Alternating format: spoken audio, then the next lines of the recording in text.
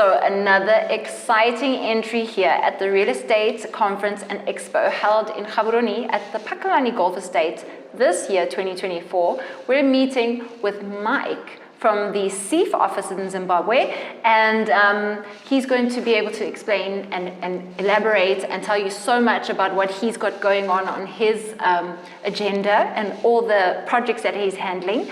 But I'm going to start off with one small little question so we can get the ball rolling. Can you kindly introduce yourself just a little bit, just to touch base on who you are, where you've been, where you've worked, what's under your portfolio? Hello, my name is Mike Tashaya. I'm from Seeff Zimbabwe. Thank you for having me. Thank you so much for coming. Very exciting to be here. And representing Seeff Zimbabwe, it's a very thriving space at the moment. I mean, the expression I keep using is the whole country is a construction site. There's a lot going on. And I am here to try and network with other Zimbabweans in Botswana, but really more to just push the Seeff brand in terms of what Seeff Zimbabwe is doing.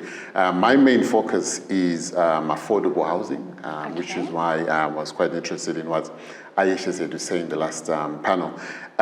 We have a housing crisis in Africa. We have a housing crisis in Zimbabwe, and we are trying to come up with products that try and be a solution to that great need. But at the same time, we do realize that real estate and buying a home is probably the most expensive purchase anyone will ever make in their lifetime. So we try and make that process manageable and very affordable by creating things that match with different markets. Okay. So to do that, we realize Zimbabwe, has had its problems. There are a lot of Zimbabweans that are abroad, diasporans, we call them. And some of the big initiatives I'm doing as the sort of head of developments in Zim is that we're doing a lot of outreach programs within diaspora hotspots. So we did the UK last July, Seeff Botswana came and joined us. 1,500 people turned up to that, which is fantastic. Oh, wow. We are also doing Dallas in Texas in April 2025. Okay, so we're expecting, that's coming up? That's coming up. Okay. We're also looking at doing the UK again in July, and then Australia, October next year. We realize that the diaspora market has got a real appetite for investing back in Zimbabwe. So this is to get in touch with the citizens that are abroad? Absolutely. Okay. So we're actually focusing on creating products that are friendly to the diaspora market. Okay. What they're used to, the finishes, the nice design, good architecture, things like that. Especially when you've been abroad, you kind of have a new idea. You do. You kind of want what home has to offer, plus a little bit of what you've experienced. So I actually lived in the UK myself, so I've just moved back. Welcome back. I've been back a year, but I was in the UK for 27 years. I was in London. Wow.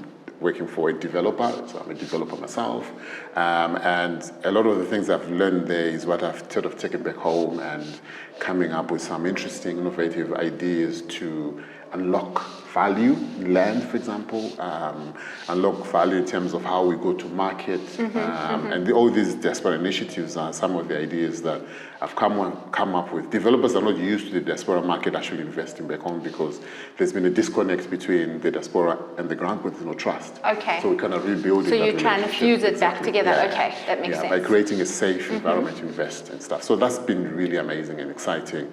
I mean, the last quarter alone, 60% of the investments we've had have come from the diaspora. That is absolutely so they're really pushing, so we can stats. just get better, So I'm really looking forward to 2025 and beyond. Well, we're so glad to have met you because it also gives us an insight to, like you say, if we have Zimbabweans locally that want to start investing back home, which we do, then we can have a little bit more information and insight as to what's going on, the statistics and that sort of thing. But just to round it off as well, everybody loves Zimbabwe, and we all have a favorite friend from Zimbabwe as well. But tell us why, you've kind of touched base on why we should invest there at the moment, but what sort of range of properties do you offer? Is there a possibility for very low income as well as elite? Is there a broad range? There is. So Zimbabwe hasn't had a middle class for a very long time. Yes. And what we're trying to do in helping the government is to try and bridge that gap in terms of product selection and sort of product development of that. I'll tell you something very interesting that we're looking at, and I'll probably get killed for saying this, but we are very much looking at modular build now, where we get modular companies creating factories, setting up factories in Zimbabwe and putting together the modular builds that can get into the construction of houses. So really low income type products.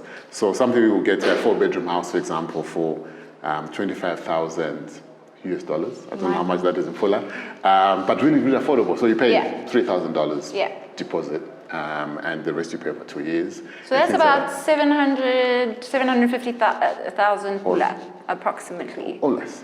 Around there. Yeah. So that's very affordable for a 4-bedroom. For a 4-bedroom house. Oh, you won't find that here. Exactly. So but it's modular build. If you guys start doing modular build here, which is happening in the first world, you'll find that your prices will start going down as well. Oh, fantastic. And that's what. So it opens up the market to people who cannot afford right now. It does a big thing in solving the housing crisis as well. Yes, absolutely. In sort of targeting these low income people. But and the younger generation, can't actually buy right now. Exactly. Because it's out of their bracket, so that's really helpful. Yeah, well, Zimbabwe is a real problem because the economy is not great. Yes. Unemployment is very high, and things. So we have to try and find a way we can get everybody getting on the property ladder somehow. Because property is key. Exactly.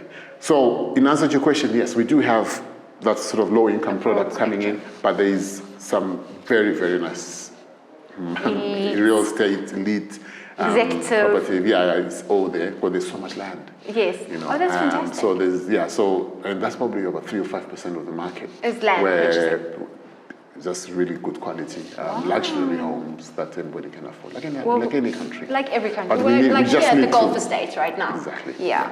So with regards to returns and investments, there are certain countries that are really busy with regards to like Airbnb and tourism. Is there a high return on investment in terms of that sort of aspects there? Yeah. So I've been doing a lot of research on this even before I came back, and Zimbabwe right now has the best return on investment in the region. Really? What percentage are we talking? Invest in Zimbabwe. We're doing up to 16% really? in Zimbabwe. Right now. But what is your interest rate? Interest rate, if you got the mortgage rate, is up to 15%. It's not too bad. We hit that at one stage. Yes. Okay. It's so bad for banks that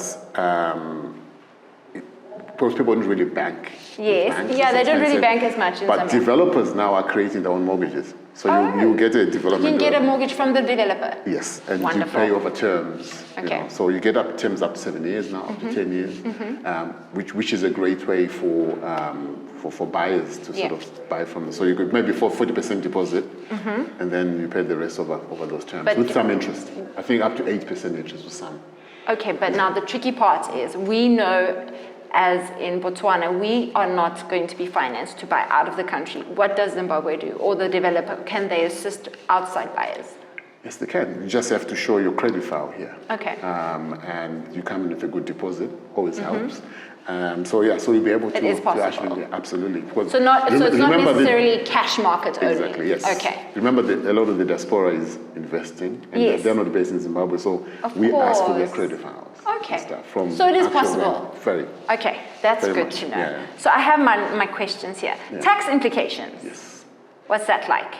So there's the capital gains tax, CGT. That's standard for 25%. For foreign investor, it's probably the same. I don't want to lie on that.